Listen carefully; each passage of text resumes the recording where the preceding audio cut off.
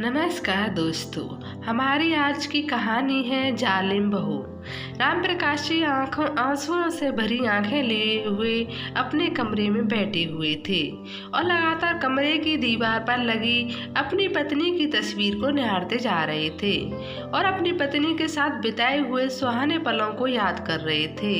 उनकी आंखों से लगातार अश्रुधारा बही जा रही थी।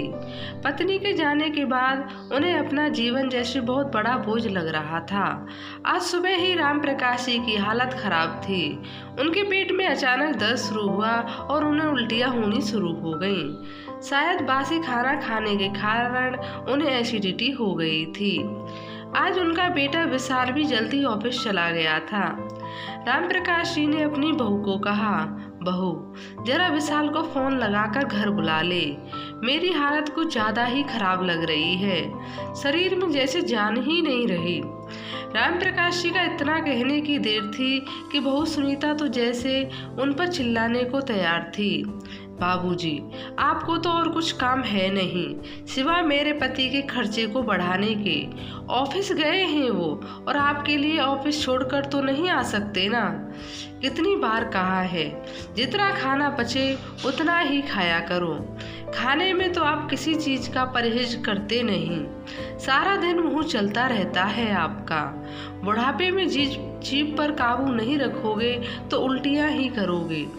बहू की जली कट्टी बातें सुनकर राम प्रकाश जी चुप करके अब वापस अपने कमरे में बैठ गए। बैठे बैठे उन्हें याद आया कि जब भी उनका पेट खराब होता था या कभी उल्टी होती थी तो उनकी पत्नी कमला उन्हें पानी में नींबू और काला नमक का शरबत बनाकर दिया करती थी, जिसे पीकर उन्हें राहत मिल जाती थी। शरबत बनाने के लिए राम प्रकाश जी ने अपनी पोती प्रिया को आवाज दी और थोड़ा सा नींबू पानी बनाने के लिए कहा। प्रिया ने ही दादाजी के लिए नींबू पानी बनाया और दादाजी को दिया। नींबू पानी पीकर जैसे ही गिलास रखने लगे तो कमजोरी के कारण हाथों से पानी का गिलास नीचे गिरा और टूट गया। जैसे ही सुनीता ने गिलास टूटने की आवाज सुनी वो दौड़ी दौड़ी रसोई घर में आई। अब तो बाबूजी की खैर ही नहीं थी। सुनीता ने बाबूजी पर तानों की बौछार कर दी। जानते हैं कितना महंगा गिलास था, आप तो कमाते हैं नहीं, वगैरह वगैरह। उसका एक एक शब्द बाबूजी के दिल में तीर की तरह चुभ रहा था।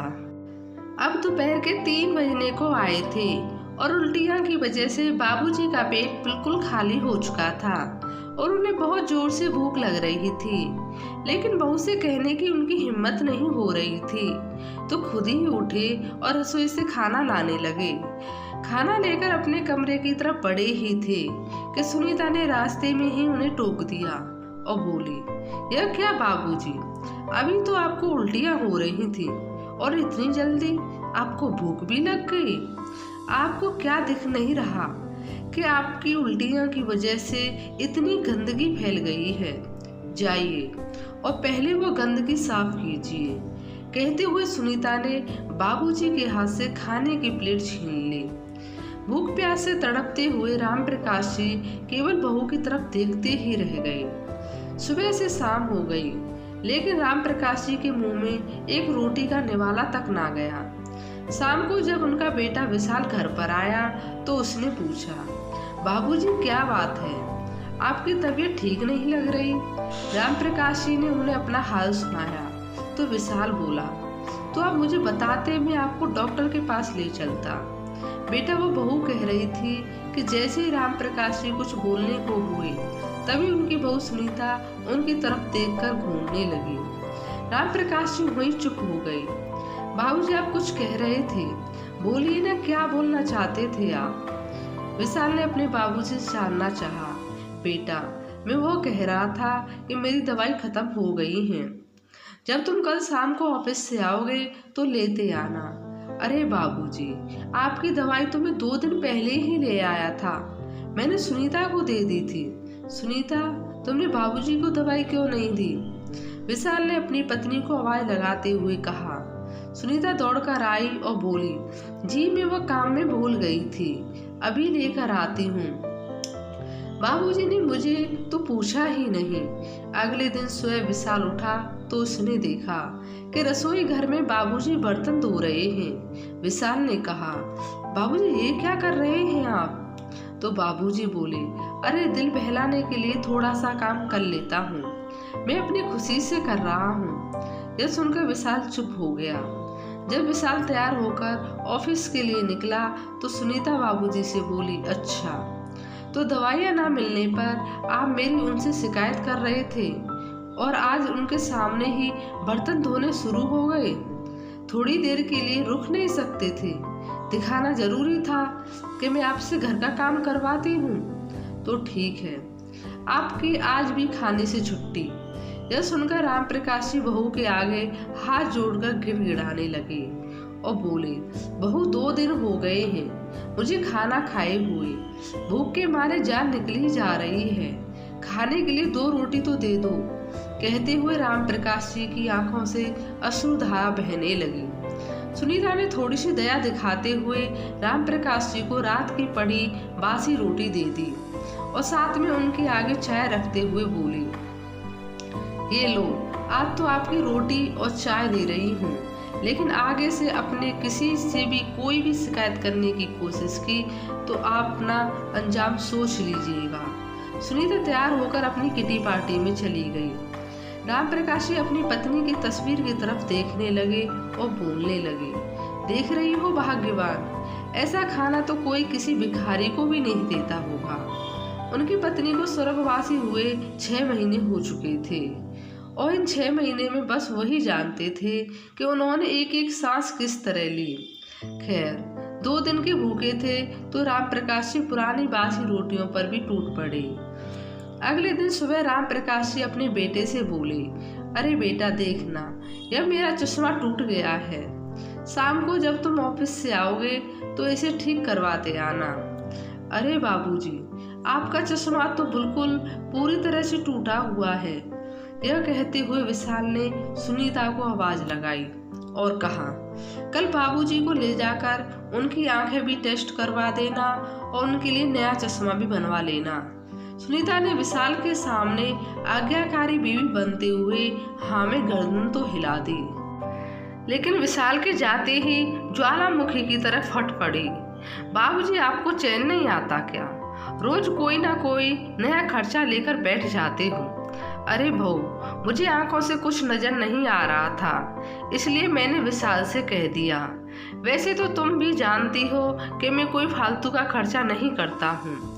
राम प्रकाश जी डरते डरते बोले, अच्छा, कह तो ऐसे रहे हैं जैसे सारा दिन ऑफिस में बैठते हो और काम करते हो, जिसके लिए आपको चश्मे की जरूरत है।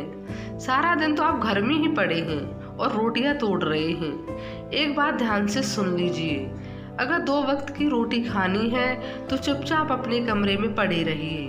मैं तो परेशान हो गई हूँ। अगर रोज रोज यही चलता रहा तो देख लेना, एक दिन वृद्ध आश्रम भेज दूंगी, फिर मुझे मत कहना। राम प्रकाश जी की पोती प्रिया अपनी माँ के मुंह से रोज रोज यही बातें सुन रही थी।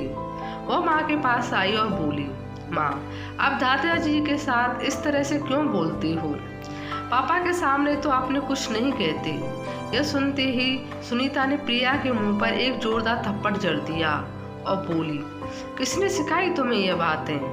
खबरदार, आज के बाद अपने दादाजी के पास बैठी तू। बहू की बात सुनकर राम प्रकाश जी का कलेजा तो जैसे छलनी ही हो गया था।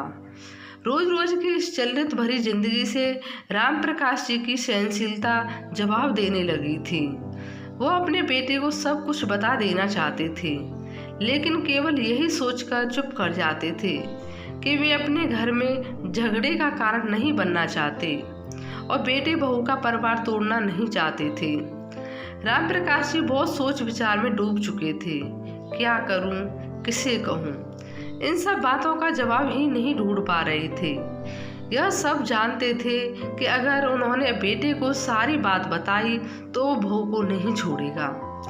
एक दिन जब विशाल अपने ऑफिस चला गया और प्रिया अपने स्कूल चली गई तो सुनीता भी तैयार होकर अपनी किटी पार्टी के लिए निकल गई। तो बहुत सोच विचार करके राम प्रकाश जी बिना किसी को बताए घर से चली गई। उनकी आंखें आंसुओं से भरी हुई थीं। बहू के द्वारा कहा गया एक एक शब्द उनके कानों में गूंज रहा था। सुनीता जब वापस आए तो देखा बाबूजी घर पर नहीं थे। उसने सारे कमरे जांच लिए, सब जगह देख लिया, लेकिन बाबूजी कहीं नहीं मिले। आखिर बिना बताए कहाँ चले गए बाबूजी आज? आने दो उनको घर, उनकी आज खैर नहीं। ज्यादा मनमानी करने लगे हैं, सबक तो सिखाना ही पड़ेगा। लेकिन देखते देखते शाम हो गई। प्रिया भी घर आ गई और विशाल के आने का भी समय हो रहा था, लेकिन राम प्रकाश जी का कोई अता पता नहीं था। और उधर सुनीता डर के मारे कांप रही थी, क्योंकि विशाल तो आते ही बाबूजी से मिलने उनके कमरे में जाते थे। विशाल के सवालों का क्या जवाब दूंगी? कहाँ चले गए, क्यों चले गए, क्या बात हुई थी, यह सब पूछेंगे तो क्या बताऊंगी? यह सब सोच सोचकर सुनीता के पसीने छूटते जा रहे थे। आखिर बाबूजी की जिम्मेदारी तो विशाल ने उसे ही दी थी। विशाल सुनीता पर पूरा विश्वास करता था और सुनीता भी विशाल के सामने बाबूजी का ख्याल रखने का ढोंग करती थी। लेकिन उसे सुनीता की असलियत का पता नहीं था। पर आज पोल खुलने वाली थी। कुछ देर बाद जब विशाल ऑफिस से आया तो वो बाबूजी के कमरे में गया और बाबूजी के ना मिलने पर सुनीता से उनके बारे में पूछा। सुनीता कांपते हुए बोली, वो आज बाबूजी पता नहीं सुबह से कहीं चले गए हैं। क्या मतलब है तुम्हारा? क्या तुम घर पर नहीं थी?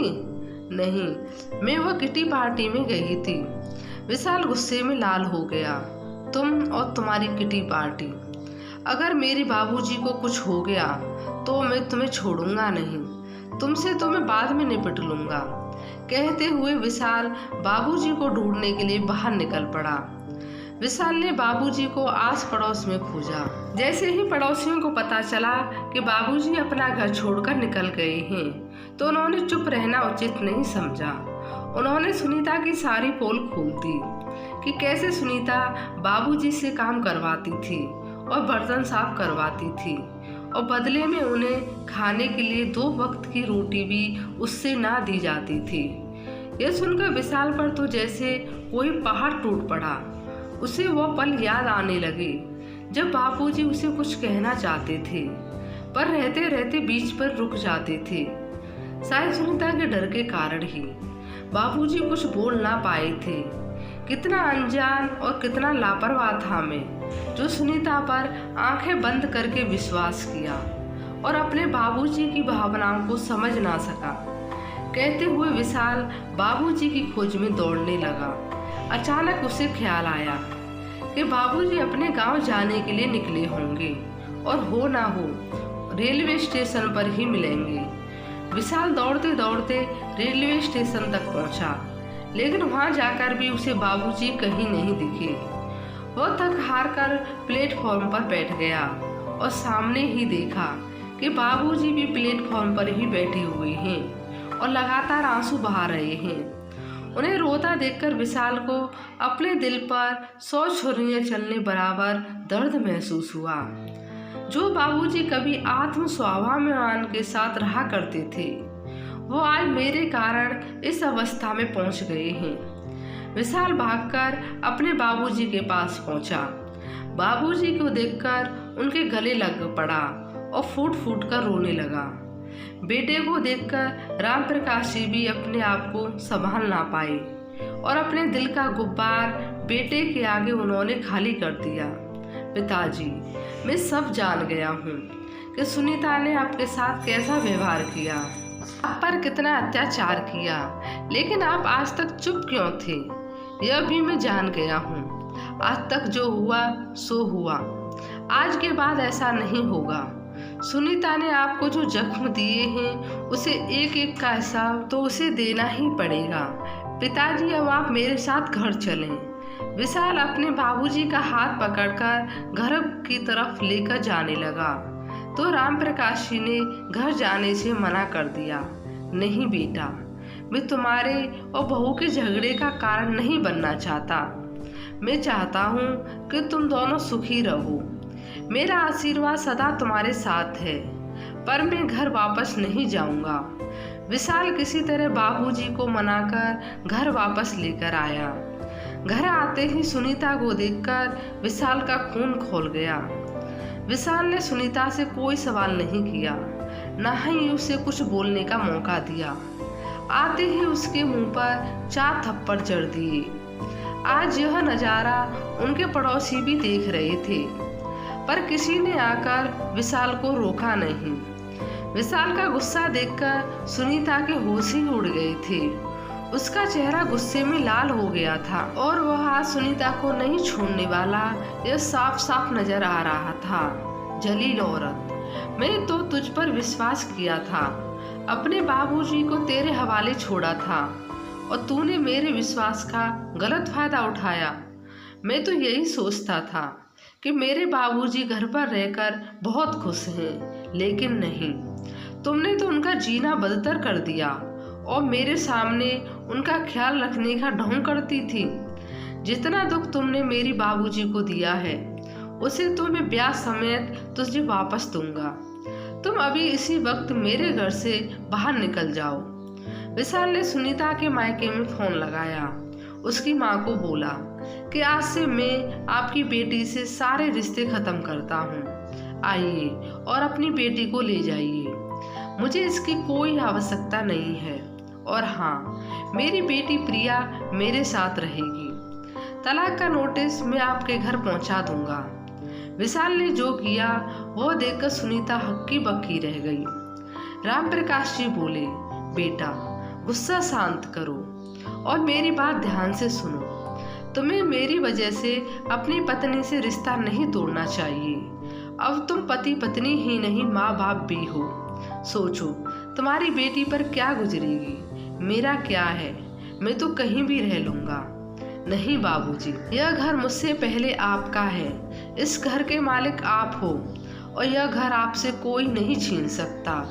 अगर कोई घर छोड़कर जाएगा तो वो सुनीता होगी। मुझे अपने पिता की जरूरत है, उसे अपने ससुर की जरूरत नहीं है, इसलिए वह घर छोड़कर जा सकती है।